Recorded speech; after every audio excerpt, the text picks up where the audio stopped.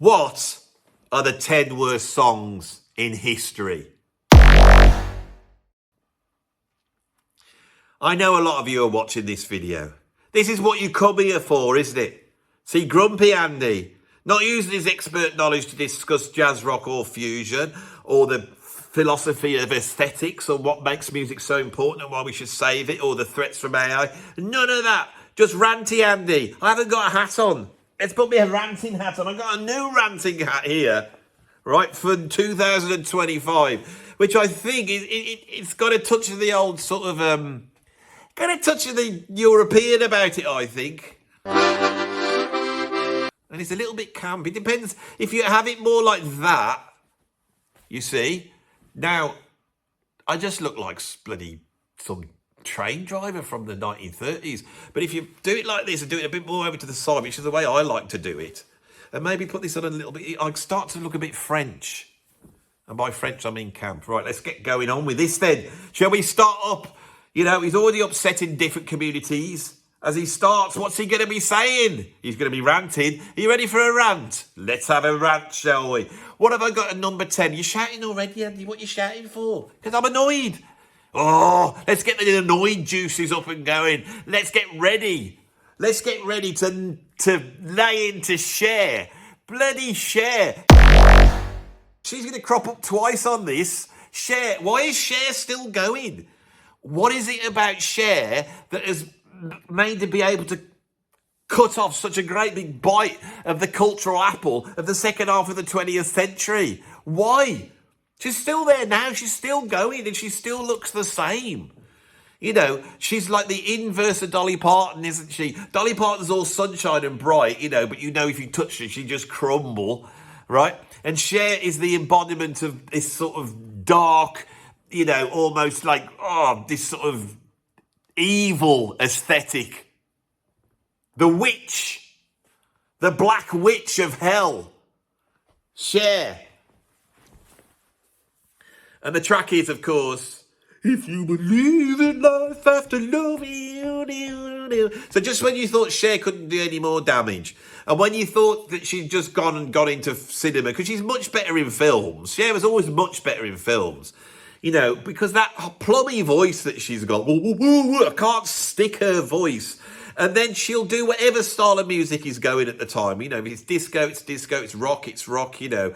If it's like some sort of awful house music, it's awful house music. But here is where her producer, who's playing around with the bloody autotune, and he turns the threshold right up high so it squares off every note, and it doesn't just tune people in, it takes every little bit of expression. And of course with Cher, when they heard Cher without any expression, what did they do? They went, oh my God, this is good. And Cher went, oh, keep that.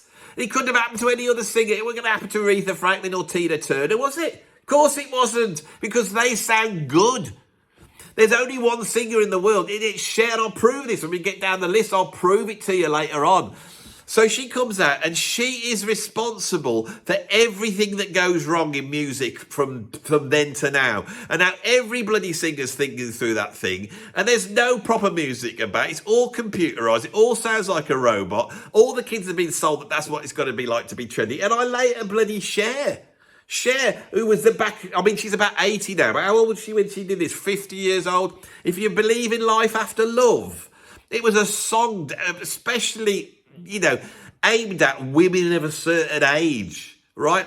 Why would that sort of song ever have any impact on culture? And why can we still... What is it about Cher that like 30 years later, when was it done? I haven't got a clue when it was made. I haven't put any dates on here because I just put down any old random songs. But shouldn't be on this. As I say it, this is only at number 10. Imagine how bad the rest of them are. Just imagine how bad they are. But Cher, I don't even dislike Cher. I like Cher. I think if I met her, I would like her. I don't even class her as being sort of some pretentious creative type. I don't class her like that. Right? I don't know what she is. I don't know what it is about her that has managed to keep her going all this time. It's probably her, and I probably respect that about her, that she's a survivor and she's willing to do whatever, and she is still one of the biggest artists in the world, you know, without, she's not a songwriter, she's not a particularly good singer, she don't look particularly good, she can't dance. I mean, what is it about her that's so good? Now, some people are going to go, I like Cher's voice. But if you do, you've got no taste. It's not my fault. Go listen to Aretha Franklin, or don't like all that singing up and down, and, like that Whitney Houston thing where they go up and down, I know the types who think that, and no, you're wrong. I'm going to move on. At number 9, I have a track by Los Del Rio. Do you know who Los Del Rio is? Los Del Rio? Los Del Rio? Who the hell's Los Del Rio? It's those two middle-aged blokes from some Latin country, Spain or somewhere like that, with their song, The Macarena. I had to have a song on here. It could have been YMCA by, Village People, but I don't mind that. But the Macarena, right? The Macarena represents that every bad novelty song that has a dance attached to it. It's just, these will never go away. But there's something about the Macarena. Now, I have spent my life going to nightclubs, doing a set of cover versions, getting me paltry fee for what I've just done. And I'm setting my drum kit down as they're now setting the disco. And the disco starts and everybody starts to dance. They're sat on my drum kit, right? And I'm just, can you excuse me? I'm just setting the drum kit down, and then some drunk girls go, hey, can I play it? And all this bit. And I'm not interested. I just want to get out of there and I want to go home. And then you got to get all your drums and you've got to try and take them one at a time through the dance floor while everyone's dancing. And they're either going to crack a joke or they're going to beat you up. And you try and get it all down there. And then there's usually about 6 flights of stairs. You're thinking, what am I doing this for 80 quid for? Really? What has my life come to, And the whole time that is going on, there'll be a certain song playing. Now, it could be Ricky Martin. That's the one that rings in my ears. There I am. I'll recreate it for you now because you like a bit of action. So I'm going, let's get this drum kit out of here then. Come on. Take this there. Go and put it in the car. Excuse me. And the whole time you're going through, blast it as you try and carry this through like this, as you carry it through. He's like going, living the vida loca, living the vida. Excuse me, can I just pass, please? Sorry, no. Oh yeah, I know I didn't mean to hit you, mate. No, honestly, I'm just trying to get to calm my drums. Right, that has been half of my life doing that. Right, and that Ricky Martin could be here. Ricky Martin could be here with that one. Living La Vida Loca. The lyrics are just so annoying. But the thing is when you're in that club and the DJ's putting tracks on, people are so stupid that when the Macarena comes on, they react. So they'll be dancing, go, living La Vida Loca. And then it goes, boom, and then, Macarena. And people go, oh, yes, Macarena. Do you know the dance? And they do all this rubbish and all this stuff. And they all sit there like bloody sheep.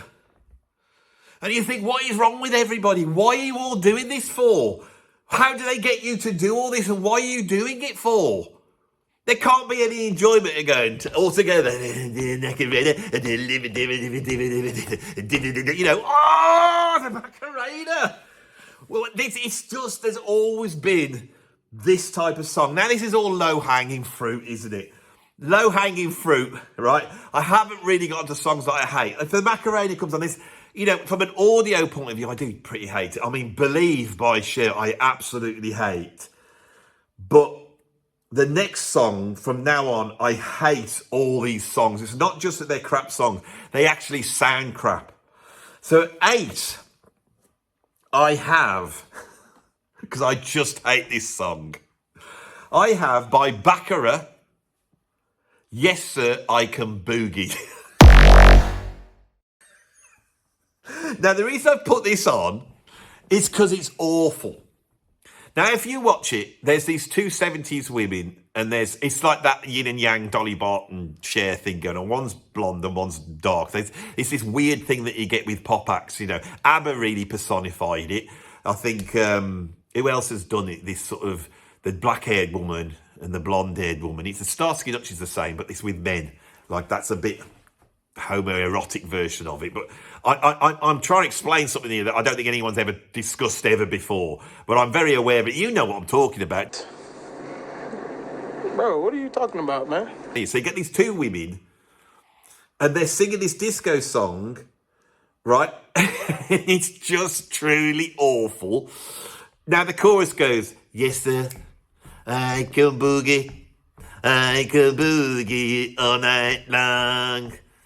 Oh, yes, sir, I can boogie all night long. And really underneath that, it sounds like some German stomping song. It's a sort of melody. You see, you invade countries for that type of thing. Yes, sir, I can invade your country over like that. But he's dressed up as disco. Now, this happened in the 70s. You had all these brilliant disco tunes come out. They're really funky. Earth, Wind and Fire. And then suddenly these producers come out, Boney M, and all this stuff comes out in the late 70s. And Baccarat is the worst. I'll tell you why. Because you're not going to believe this.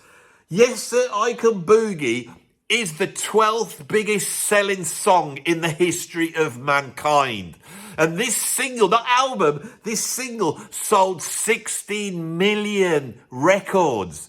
There is some person who probably is related to the evil genius that wrote, yes, sir, I can boogie, I can boogie all night long. Right. Whoever wrote that, there are families that are going to be living on the legacy of this awful crap song.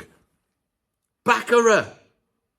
Right, so that's the pop out the way. From now on, we get to some serious ones because I know you go, Andy, this is low hanging fruit. Normally, you're going for the big guys, and you're pulling down the giants, aren't you? You're pulling down the giants like Legolas when he gets that big elephant thing in Lord of the Rings. That's what you do, don't you?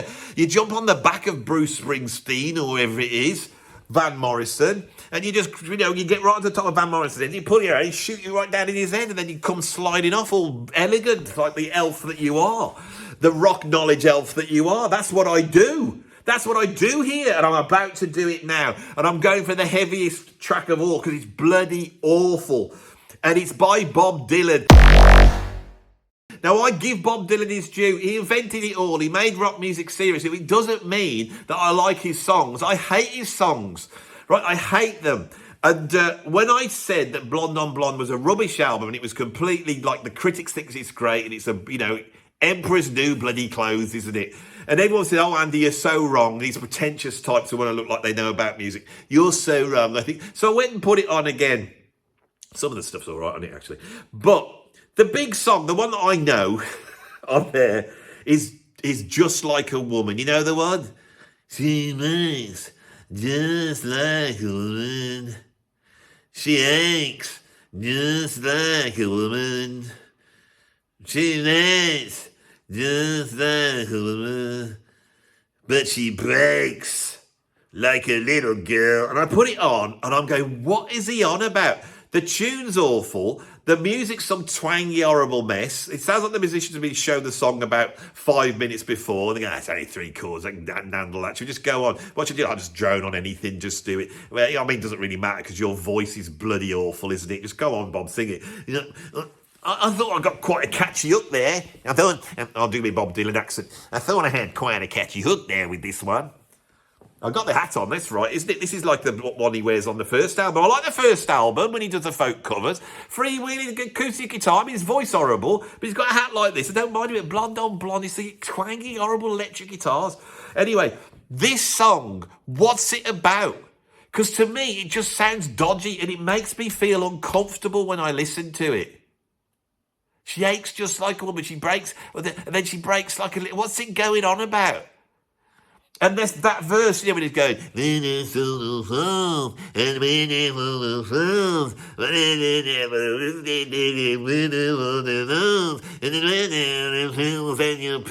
is he singing about? He's just singing about some girl. I could go on about some girl, right?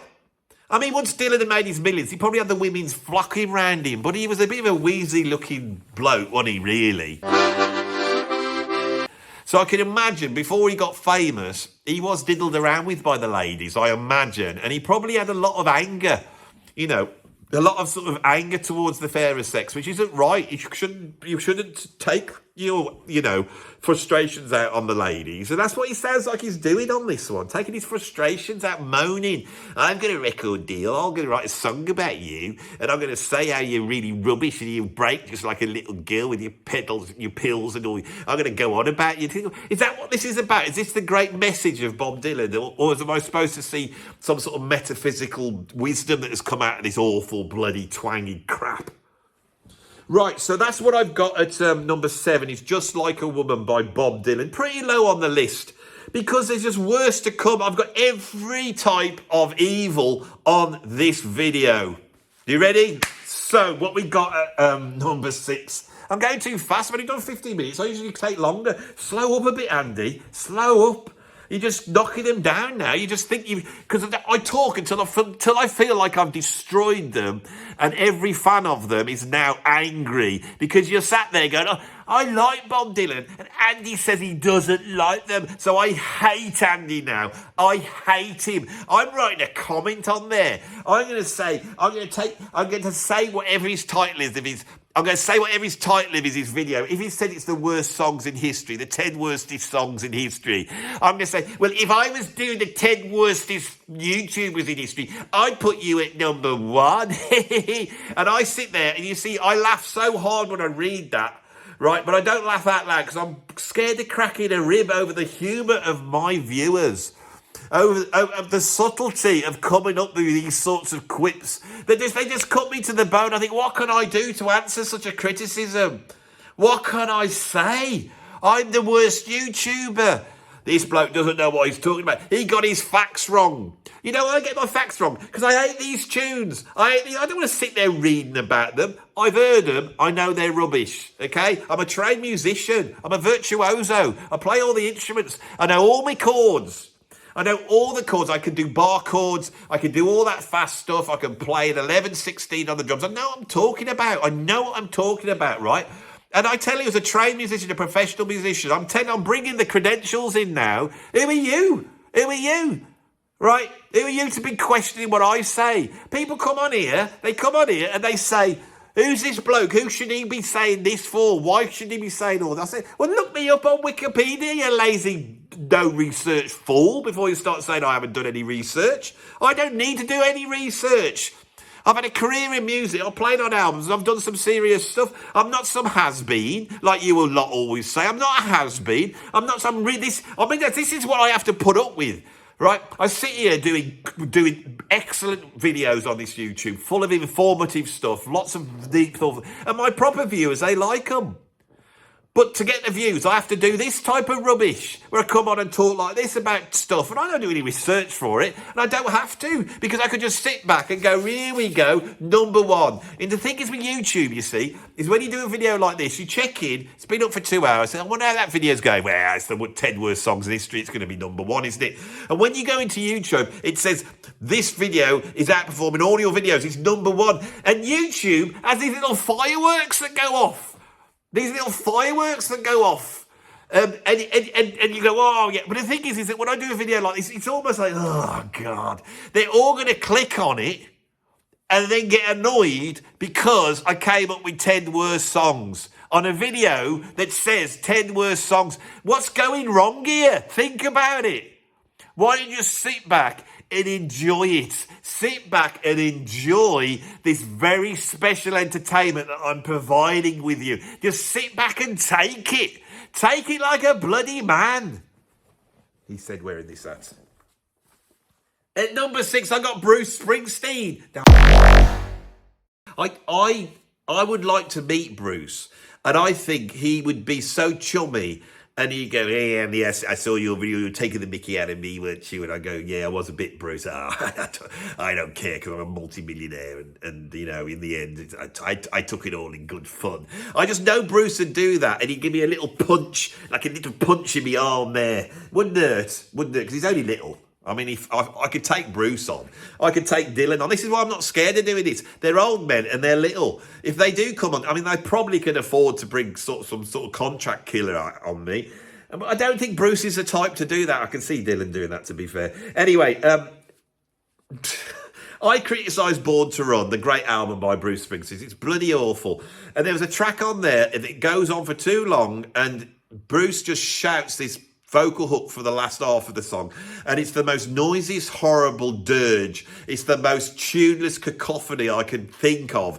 And the tune is, so you know which one it is, and I put it on the list. I put it high up because it's not just boring and crap like Bruce Springsteen normally is. It's actually offensive to the ears. It's called Backstreets. Does any of you know this tune? Now, if anybody dares put in my comments, oh, I actually like Backstreets. Why? Don't just say it. Don't just sit there saying, oh, I quite like Backstreets. Say why you like it, because I am totally... When I see that this album's sold like 10 million copies and everybody thinks it's great and the critics thinks it's great and the general public think it's great, and I put it on this album that's called the 10 greatest albums in the history of mankind, and I put this Backstreets on, and I'm thinking, how is this greater than The Love Supreme? How is this greater than Kind of Blue? So what? How is this greater than bloody Close to the Edge by Yes? Now, when I say all this, there's going to be a whole bunch of snotty types who are going to go, yeah, well, you're into jazz, rock and prog, and that's pretentious, isn't it? You're into pretentious stuff. We're into proper intellectual, visceral rock music, not the sort of rubbish you're into. You've got no taste. And I retort that. I come back at that and say, yes, I can't bloody breathe here. I need some caffeine. You hold your horses. I need a break. I need a break. You're going too fast, Andy. Ah! Get your bloody out of... What have I got this bag for? Now I'm shaking it up, haven't I? Pepsi Max. That's what I'm advertising today. Pepsi Max. I didn't buy these. These were left here by Will Sherritt. Will, are you watching this? You left these. I'm going to drink them. I don't care. I ain't giving you them back. I need sustenance. I need some caffeine. I'm going to take a break now. Shall we all relax? I think we're halfway, aren't we? What am I on? Backstreets by Bruce here. We got the number 5 next. So well, let's take a little break.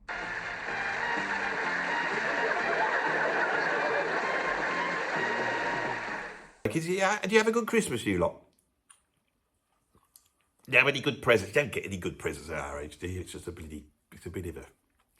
Nice if you get a rest, isn't it? But it's whether you get a rest, isn't it? Not arrested. Hope none of you got arrested. But I hope you had a nice Christmas. A new year now. The world's very... it's not in a good way at the moment, is it? A bit worried. Hopefully, because I'm looking forward to 100,000 viewers at the end of this year. That's what the predictions say. But I just hope there is a world here for me to... I mean, I've done all this work. I would be cheesed off if I'm stopped by getting to 100,000 viewers by some sort of apocalypse that's been created by the establishment elite because they don't know what they're doing.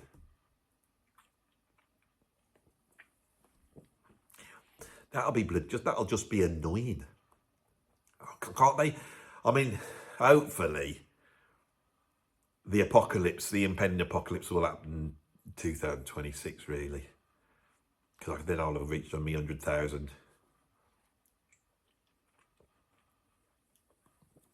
I might not reach 100,000. It might peter off. The world might get tired of an old bloke in a hat ranting about what he doesn't like. But I am good at it, aren't I? I am good at it. I never knew I had this talent. It is a talent. I always hope I'll go down history for being a good drummer. It ain't going to happen, is it? I'm going to go down in history as a grumpy old man. I don't even like the old bit. I don't like anything, in fact. And I tell you what I really don't like. Kanye bloody West. Kanye West. Oh, he's a genius. No, he's not. He's a loony. I've got him at number 5. Now, if you want to... There's this tune called Lift Yourself. You know the one I mean, don't you? It's called Lift Yourself. And it starts up with Kanye. He's got some old song. It doesn't matter what it is. Some old soul-y song. It's like an a cappella song. And he's chopped it up. He's not chopped it up in the end. So he just listens to someone else's music. This genius this is. Yeah, I'm just playing someone else's music and I'm a genius. Right? And then it sort of moves into this awful programmed drum beat. And then he just goes over the top, scoopty poop, poopty scoopty stoop, scoopty poopty scoop, poopity scoop, poopity scoop, scoopty poop, poopity scoop, coop. I mean, look. Oh, I've got no internet here, have I?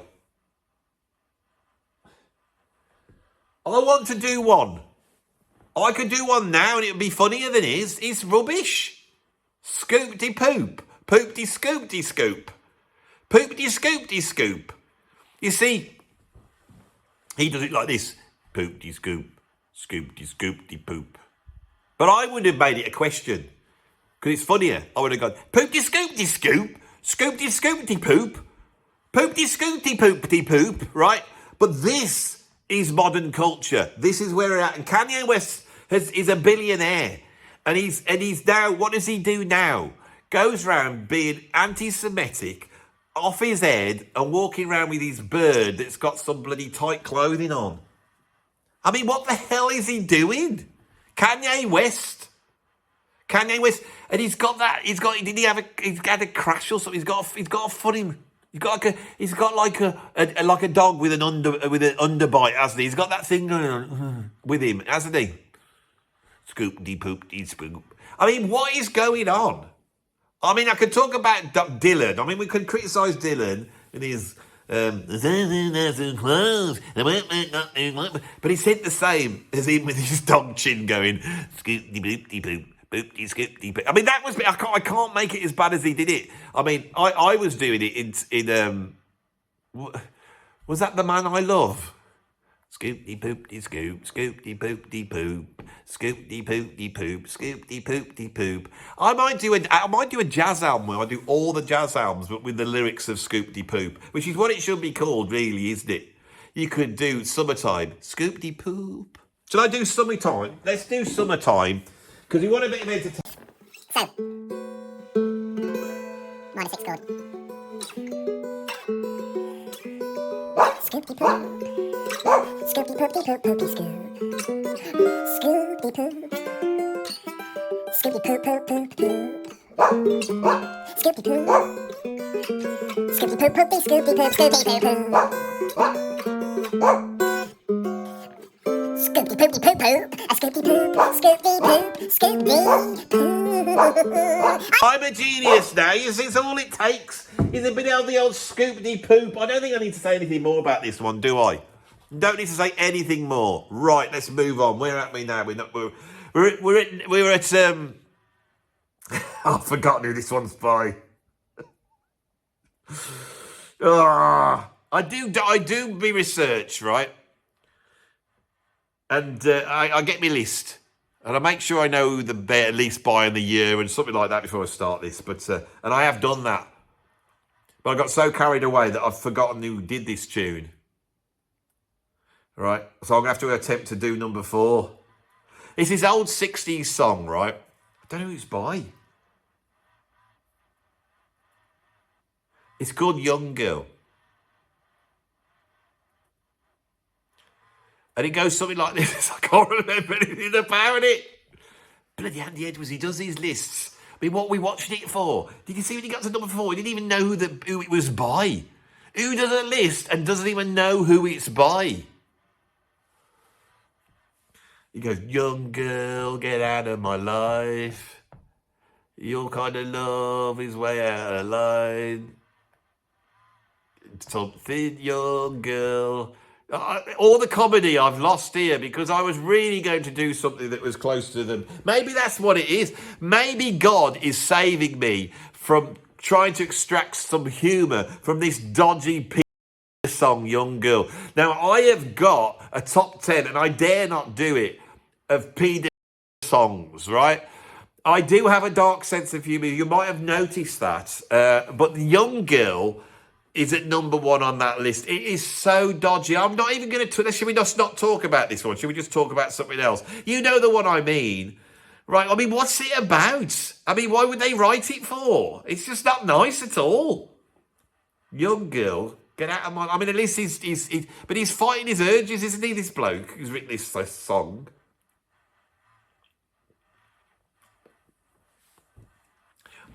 If you can think of any other songs that fit into this any other songs that fit into this category bracket, I mean, you've got "Don't Stand So Close to Me" by The Police. You've got "The Knack" by Sharona. Haven't you? The Night Sharona. You've got I got quite a lot on this list. Who else have I got on here? "Sick Again" by Led Zeppelin. There's a whole bunch of them, really. "Dodgy." Dodginess abounds. Splodginess abounds and dodginess abounds. And in this 2025, what's going to happen? What's going to be unearthed by our sort of establishment entertainment industry? Here I am entertaining you on YouTube, right? And I hope you're enjoying this. You know, me just talking into the camera with no budget. I ain't got the budgets of the P. Diddy's of this world. Or the Jeffrey Epsteins. I haven't got the budgets of the Harvey Weinsteins and all these types. I haven't got these types of budgets to do this, bloody Lord of the Rings and Quentin Tarantino films. I can't do all that. I've got a can of Pepsi. That's all I've got. But our elites that have been providing our entertainment, it looks like they've been all a bit dodgy. All a bit dodgy they have, haven't they? It's going to all come out this year. I'm going to move on from there. At number 3, Cher emerges again. You know when you get one of those critics lists and Bruce Springsteen pops up twice, and you go, why they've got 10 best albums in history, and these critics have put Bruce on twice? And the other one, they got Born to Run, but the other one's Born in the USA, and that's just rubbish, but they've still put it on. Why'd they put it on? Right? That's what my inverse of that on my list of horrors is Cher, right? I haven't had a go at Cher. Now, the reason I haven't had a go at Cher is because, and I don't think he'll be watching, but I got a mate called Mark Shulman. He's a drummer, and he drums for Cher. And if he watches this, I don't think he will, because I haven't been in touch with him for a while. I did think of interviewing him on the channel. He's done some incredible stuff. He played in Foreigner. He's played with Pink. Been playing for Pink for the last few years. But before that, he was playing for Cher. He does big bloody gigs, I'll tell you that. And when he described Cher to me, she sounded all right. I thought she was all right. So I didn't want to pick her from that. And also, what if Mark was to watch this? Mark Shulman, his name is. Don't tell him that I've done the video. Whilst I'm on 47,000 subscribers, which is what I'm on at the moment, I can still hide with some anonymity. I can get away with more. Once I get to the end of the year, right, you watch when I get to 100,000 and the viewers really go, these videos will be disappearing. They'll have done their due. They'll have helped me get there. And then I will consign. I'm burping now because this bloody Pepsi Max. Sorry about this. But I mean, Mark Shulman might watch it, and he might go, "Well, this is terrible." And he's really had to go at Cher. I'm not happy with this. And then he'll tell Cher, ring her up. Hello, is that Cher? Yeah, it's Mark. Yeah, I'm all right, yeah. Been playing with Pink. Yeah. It's hard for me, though, because I have to find female singers who've got one name. There's not that many of them. I've been pestering Sade, but she won't do anything now. We know what she's like. Yeah, I just thought I'd give you a warning. I got a mate. Well, he was my mate. He's called Andy Edwards, and he's done these videos called the 10 Worst Songs. You're not going to believe it. He's put you on twice. Yeah. He's put you on with Believe, and then he's got you at number 3 with I Got You, Babe. I know it's not that bad, is it? I mean, why does he not like, why would he pick on that? And he's got that Scoop-de-Boop, Scoop by Kanye West. He's got that one. I don't know. What are you going to do? What, have him killed? Fair enough. I mean, he's a mate, but not that close a mate. Yeah. No, I won't tell him. Yeah, you're going to use those guys, the P. Diddy guys. Yeah. Okay, then. This is what I've got to worry about, you see. You're getting murdered by some famous celebrity for having a go at them, because that's what they're like. They don't like people having a go at them. I know what they're like, you know. That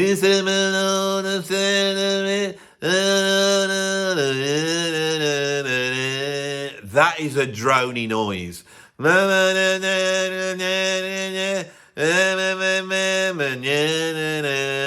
That's drony. You got to pick it up on the chorus, haven't you, babe? I got you, babe. I got you, babe. I got you, babe. It's the worst song ever. I hate I Got You, Babe. I do not understand it. It's like you take the 1960s, all this peace and love and all the stuff about that, and there's some incredible stuff going on, but there's this other side of it, which is just this sort of cheesy American, horrible, tacky, like Rowan and Martin's laughing, and it's all chirpy Goldie Hawn and all that, like, and it's all personified for me, you know, with Sonny and Cher. Has my computer run out? Have you run out? You haven't run out of power, have you? God, I'll have to go on my memory here for the last two. I've had a go at Cher enough. But if you want to know why I hate I Got You, Babe, I'll remind you again. It's just a dirge. It's a dirge, right?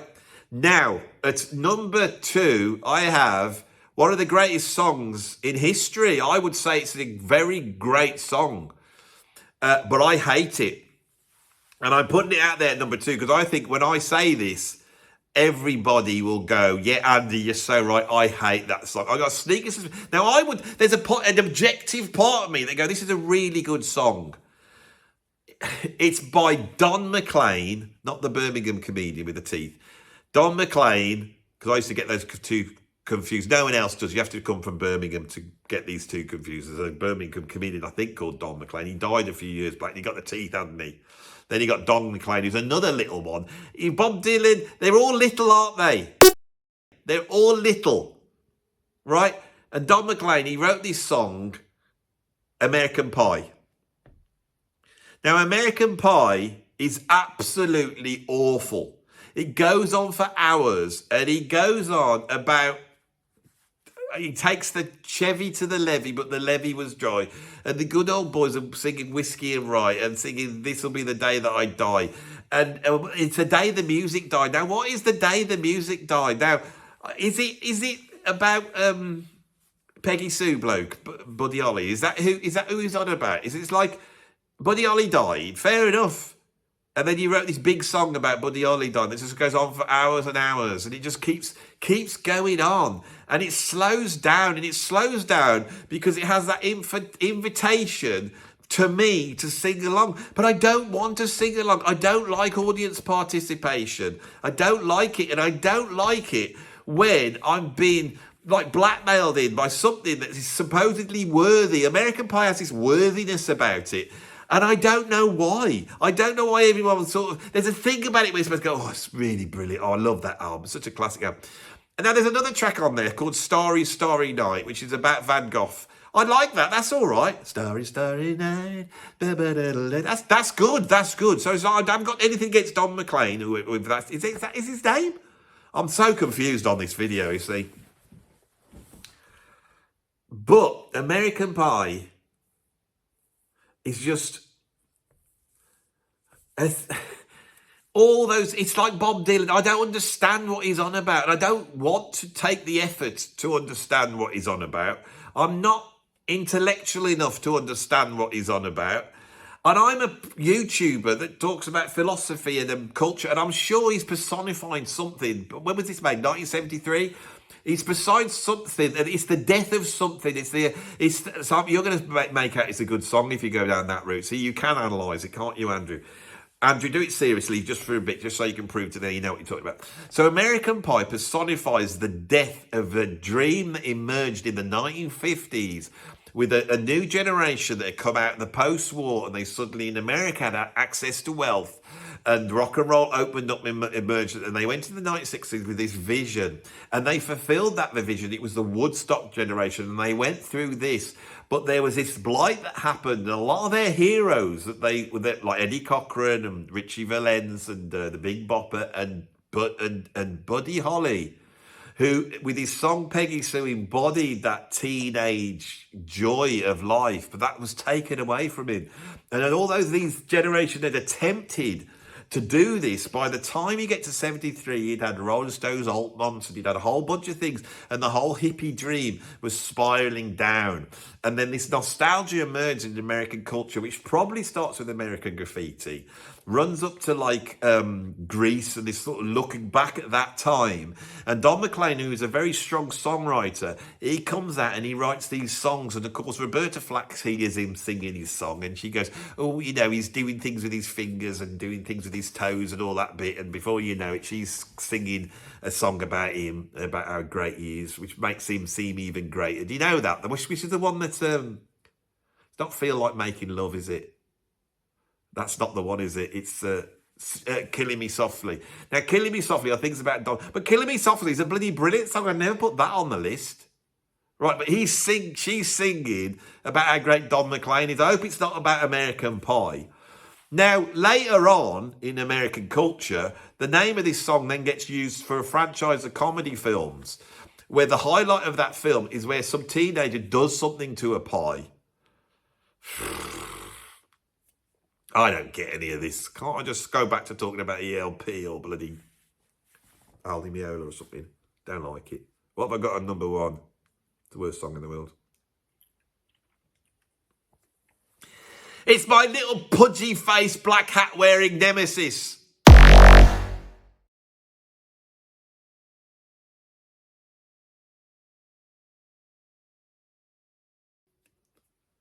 Right? The man that's got no first name.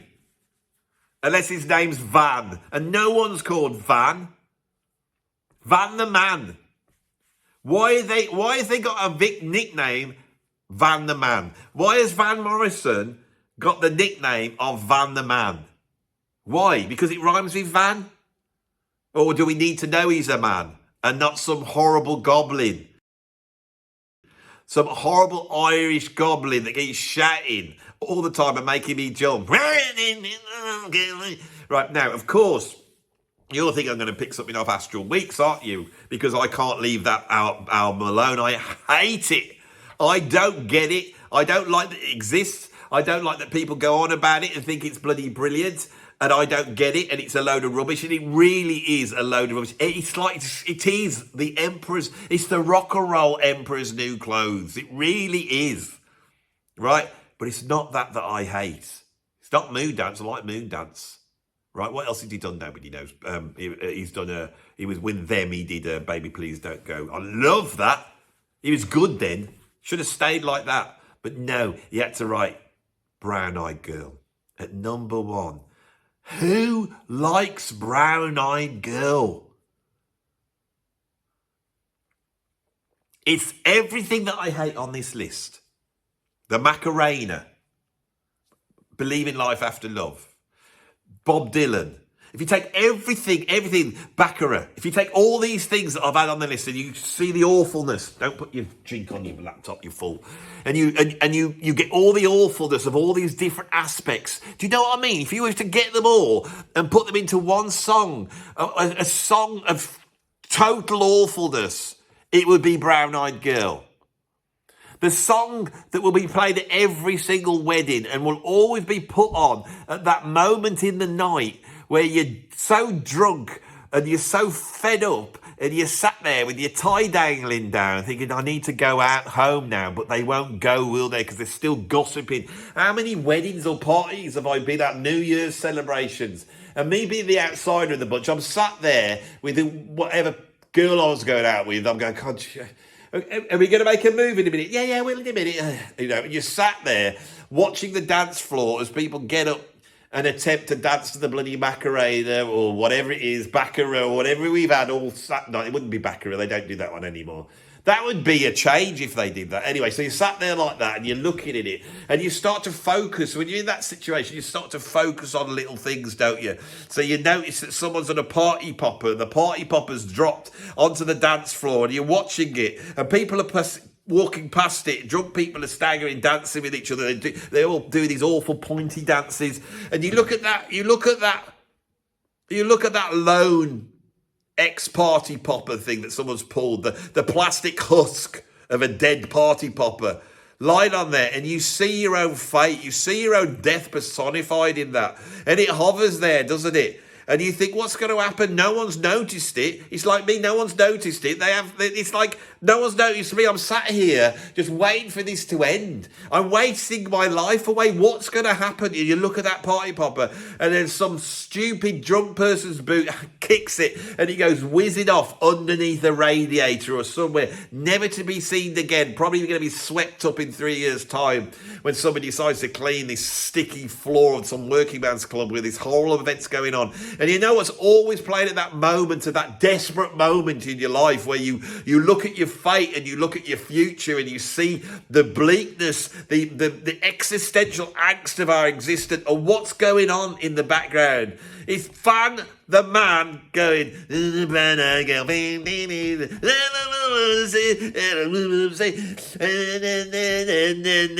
they all sing along at that point, don't they? Oh my God. It's just awful.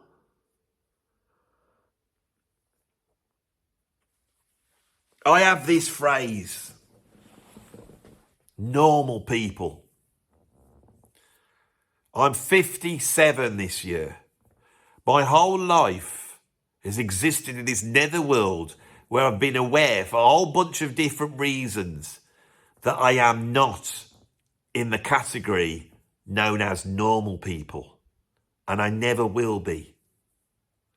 I am the person that sits at the party when everyone's having a good time and they've been swept up with this incredible entertainment of dancing pointy fingers on the dance floor to Brown Eyed Girl. Brown Eyed Girl. I've played it a million times. It's always at the end. Every single time it's at the end. It's like the party song of death. It has to be. Only Van Morris can write so. Only someone as grumpy and as ugly and as pudgy-faced and as filled with the annoyance of being a little man, right? Only Van Morrison could come up with something like this. I'm starting to feel now that my venom towards him. I mean, the thing is, you do a channel like this. I've got the people. I love John McLaughlin, Frank Zappa, Miles Davis, Coltrane. They're my people. I love King Crimson Gong. That's what I like.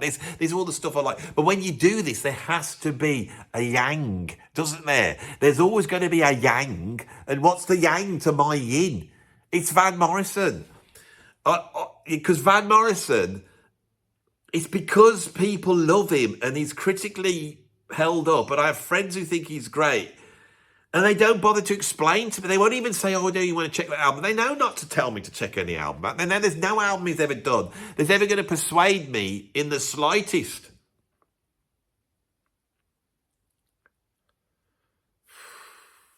So that's my worst song, is Brown Eyed Girl. I could keep going on this, but it's very hard to explain why it's so bad.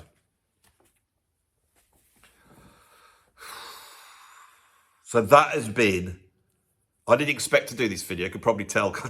I just done 2 videos. I thought, you're in the mood now. You're in the zone. So I've done it. I've done the 10 worst songs in history. And if you like these videos, put a like on it. If you want to see some more of this stuff, subscribe. I know you do. I will always be trying my best to represent the worst. That should be my motto. Andy Edwards, bringing you the worst since 2021. If you want to see some more, you can subscribe. If you want to support me, you can press... I've got a new button. You can press it, I think, and you can donate directly on YouTube some money to me. Or you can go over to Patreon and you can become a free member. And I've just set up this new chat group on Patreon. Seems to be going quite well. Plus, I got the WhatsApp chat. So it's a bit of chat. So it's a bit of a community now. Or you can put some money in my PayPal tip jar. You got to the end of this video. It's just, this is full on entertainment for you. I know how to entertain my audience. And if, when in doubt, funny hats and funny angles.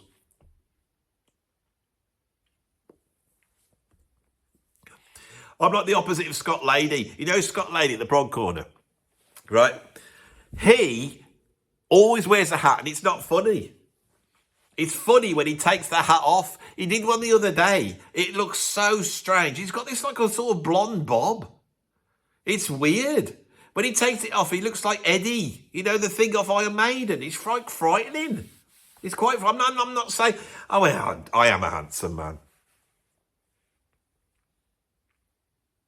I know none of you say it, but you think it, don't you? Distinguished. I'm like, if you were to take all these YouTubers, you know, Barry over at Classic Album Review, Pete Pardo, you know, Notes Review, you've got like Phil Aston, Mr. Nice, you've got Prog Corner, there's a whole bunch of them, you know. I'm like the George Clooney of that group.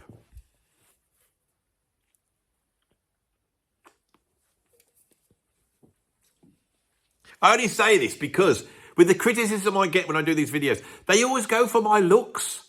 And they always say I'm grandad. They say I look old. You say you're ugly, horrible. Someone was just really saying how ugly I was. And I felt a bit, I've got to be honest, I felt a little bit sad.